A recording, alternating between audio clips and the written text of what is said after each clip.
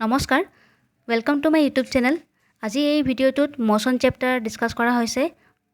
সকলোখিনি question important হয়, note down কৰি ল'ব ধুনীয়াকৈ।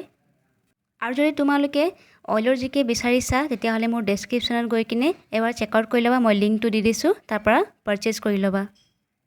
ফাৰ্ষ্ট কুৱেশ্চনটো হ'ল, if you denote speed by S, distance by D and time by T, the relationship between these quantities is. Speed equal to distance by time য'ত দেখিব সেইটোৱে শুদ্ধ উত্তৰ হ'ব। এয়া চাওঁচোন আমি অপশ্যনটোত কোনটো কাৰেক্ট হয়। এয়া অপশ্যন নম্বৰ চিত আছে speed equal to distance by time. 1 into the আছে, তাত কনফিউজ কৰিবলৈ, তাত কনফিউজ নহ'ব আপোনালোকে। 1 মাল্টিপ্লাই হ'লে সেই ছেইম নাম্বাৰ থাকি যায়, সেইবাবে speed equal to distance by time is correct answer.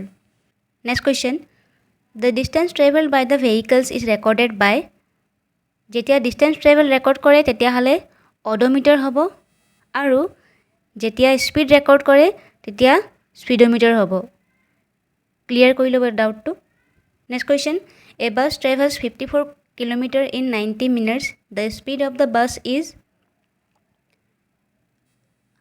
আমি জানো যে speed equal to distance by time হয়, ঠিক আছে। তেতিয়াহ'লে ইয়াত ডিষ্টেঞ্চ দিয়া আছে 54 কিলোমিটাৰ, কিন্তু অপশ্যনত চাবচোন কিলোমিটাৰ পাৰ মিনিট নাই, মিটাৰ পাৰ ছেকেণ্ড আছে। আমি গম পালোঁ যে ইয়াত কিলোমিটাৰটো আমি মিটাৰত কনভাৰ্ট কৰিব লাগিব, আৰু মিনিটটো ছেকেণ্ডত কনভাৰ্ট কৰিব লাগিব। তেতিয়াহ'লে 1 kilometre equal to how much metre? 1000। তো 54 লগত 1000 মাল্টিপ্লাই হ'ব, 3টা 0 লাগি যাব। তাৰপিছত ডিভাইড বাই টাইম বুলি কৈছে, টাইমটো 90 মিনিট দিয়া আছে, মিনিট নিলিখোঁ আমি। 1 মিনিটত কিমান ছেকেণ্ড? 60 ছেকেণ্ড। ইয়াত 60 লিখিবা। কটাকটি কৰাৰ পিছত আনচাৰটো হ'ব 0 0 কাট খালে, এই 0 0 আকৌ কাট খালে, 9 6 যা। তাৰপিছত আৰু এটা 0 আছে, সেই 0টো কাট খালে ইয়াত 60 হ'ব। 6 10 যা 60। তেতিয়াহ'লে 10 ক'ত আছে? Option number B, 10 metre per second. The clocks and watches which are used for measuring time are based on. ইয়াৰ শুদ্ধ উত্তৰটো পিৰিয়ডিক মোশ্যন হ'ব।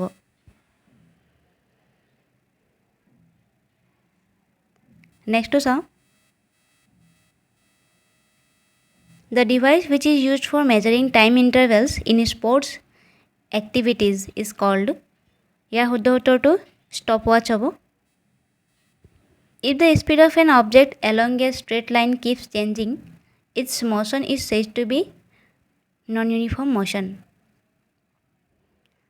ইউনিফৰ্ম মোশ্যন আৰু নন ইউনিফৰ্ম মোশ্যন মই এটা ডায়েগ্ৰামেদি আপোনালোকক বুজাব চেষ্টা কৰিছোঁ, চাই ল'ব।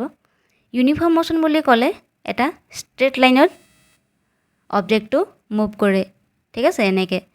তাৰপিছত যদি নন ইউনিফৰ্ম মোশ্যন কয় তেতিয়াহ'লে এইটো পোনে পোনে নাযায়, এইটো কিবা এটা কাৰ্ভ নিচিনাকৈ যাব, মানে চেঞ্জিং কৰিছে নিজৰ ডাইৰেকশ্যনটো। সেইবাবে ইয়াত কৈছে কুৱেশ্যনটো, if the speed of an object along a straight line keeps changing. Changing বুলি ক'লে ডাইৰেকশ্যন সি চেঞ্জ কৰিছে, তেতিয়াহ'লে মোশ্যনটো হ'ব non uniform motion. Option number B is correct.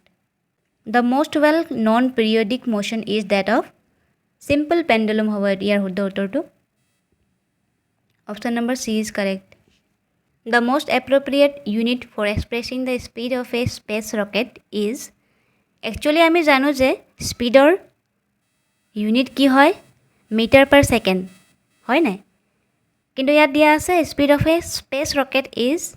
Space rocket বুলি ক'লে সেইবাবে আনচাৰটো মিটাৰ পাৰ ছেকেণ্ড নহ'ব, কিলোমিটাৰ পাৰ ছেকেণ্ড হ'ব। Option number B is correct. When an object changes position with time, it is said to be in motion. ইয়াৰ শুদ্ধ উত্তৰটো D হ'ব। যেতিয়া এটা অবজেক্টে পজিশ্যন চেঞ্জ কৰে, তাৰ ইনিচিয়েল পজিশ্যন এইটো হয়, কিন্তু সি নিজৰ পজিশ্যন চেঞ্জ কৰিছে উইথ ৰেচপেক্ট টু টাইম। টাইমৰ লগত সি কিমান ডিষ্টেঞ্চ মুভমেণ্ট কৰিলে, তেতিয়াহ'লে সেইটোক আমি কওঁ motion.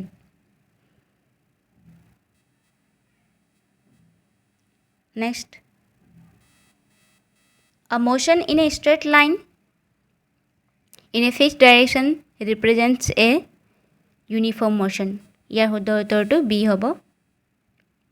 মই অথনি কৈ গ'লোঁ আপোনালোকক ষ্ট্ৰেট লাইন বুলি কৈছে, নেকি ষ্ট্ৰেট লাইন বুলি ক'লে ইন এ ফিক্সড ডাইৰেকশ্যন, তেতিয়াহ'লে সদায় ইউনিফৰ্ম মোশ্যন হ'ব। A simple pendulum executes a periodic আৰু অচিলেটৰী দুটাই হ'ব ইয়াত। Simple pendulum actually periodic motion আৰু অচিলেটৰী মোশ্যন ছেম হয়, সেইবাবে option C is correct. both A and B হ'ব ইয়াৰ শুদ্ধ উত্তৰটো।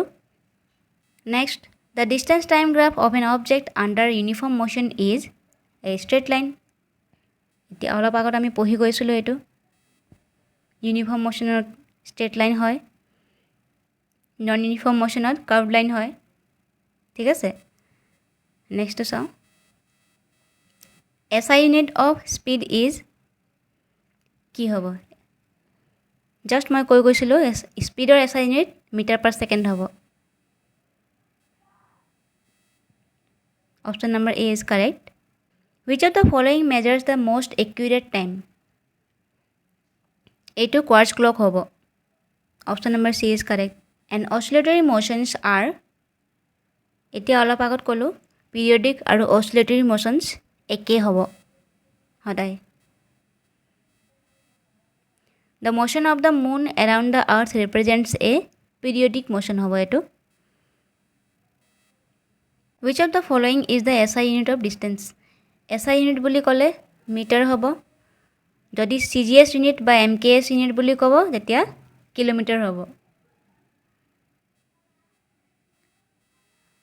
Slope of velocity time graph gives acceleration. ইয়াত মই অপশ্যন দিয়া নাই, ডাইৰেক্ট শুদ্ধ উত্তৰটো দি দিছোঁ, যেনেকৈ মই ইয়াত গ্ৰাফত দেখাই দিছোঁ।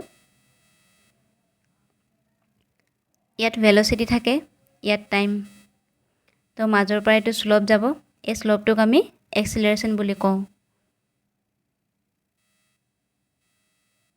Slope of displacement time graph gives velocity. ঠিক তেনেকৈ গ্ৰাফটো বনাওঁ, ডিছপ্লেচমেণ্ট আছে ইয়াত, ইয়াত টাইম, সেইটো শ্লপক কওঁ আমি velocity. SI unit of acceleration is meter per second square. ইয়াৰো উত্তৰটো ডাইৰেক্ট দি দিছোঁ মই। If the velocity of a body doesn't change with time, its acceleration is 0. Negative acceleration is called retardation হ'ব এইটো। Next, when a bullet is fired from a gun moves in opposite direction, this illustrates Newton's opposite direction যেতিয়া কয় তেতিয়া Newton's third লত এটা নিয়ম আছিলে, every action there is an equal and opposite reaction. আপুনি যেতিয়া ফ'ৰ্চ দিব তাৰ অপজিট ৰিয়েকশ্যনটো সেই সিমানে ইকুৱেল ফ'ৰ্চ পাব। তেতিয়াহ'লে এইটো ইয়াত সেইটোৱে কৈছে, ইয়াৰ শুদ্ধ উত্তৰটো সেইকাৰণে থাৰ্ড ল অফ মোশ্যন হ'ব। Momentum is the product of mass and velocity হ'ব ইয়াৰ শুদ্ধ উত্তৰটো। Momentum equal to momentum P বুলি আমি ডিনোট কৰোঁ, mass into velocity. The rate of change of velocity is called acceleration. Next, the third equation of motion gives relationship between position and velocity হ'ব ইয়াৰ শুদ্ধ উত্তৰটো। When air rushes out a balloon and its move upward, this is an example of which law? যেতিয়া এটা বেলুনৰ পৰা air ওলাই যায় তেতিয়া কি হয়? ইয়াৰ পৰা এয়াৰ ওলাই ওলাই গৈ আছে, হয় নাই? ইয়াত ফ'ৰ্চ, যিটো ফ'ৰ্চ এপ্লাই হৈছে ছেম অপজিট ডাইৰেকশ্যনতো ইকুৱেল ফ'ৰ্চ এপ্লাই হ'ব, সেইবাবে সেইটো মুভছ আপৱাৰ্ড হৈছে। তেতিয়াহ'লে অপজিট ডাইৰেকশ্যনত ছেম ফ'ৰ্চ এপ্লাই হ'লে মই কি কৈছিলোঁ থাৰ্ড ল হয় বুলি, তেতিয়াহ'লে ইয়াৰ শুদ্ধ উত্তৰটো চি হ'ব। Newton's first law of motion gives the concept of ইয়াৰ শুদ্ধ উত্তৰটো ইনাৰ্চিয়া হ'ব। Actually Newton's first law of motion আৰু law of inertia same concept হয়, সেইটো মনত থ'ব।